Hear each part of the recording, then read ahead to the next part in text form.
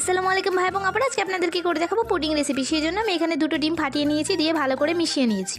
আর আমি এর মধ্যে দিয়ে দেবো চিনি। চিনিটাকে আমি গুঁড়ো করে নিয়েছি, দিয়ে সব কিছু একসঙ্গে ভালো করে মিশিয়ে নেব। তারপরে আমি এর মধ্যে দিয়ে দেবো দুধটাকে আমি আগেই জাল করে ঠান্ডা করে নিয়েছিলাম। এবার দিয়ে দেবো দুধটা, দিয়ে ভালো করে আবারও মিশিয়ে নেব। তারপরে দিয়ে দেবো ভ্যানিলা এসেন্স, যাতে ডিমের গন্ধটা না করে। আপনারা এর বদলে লেবুর রসও দিতে পারেন।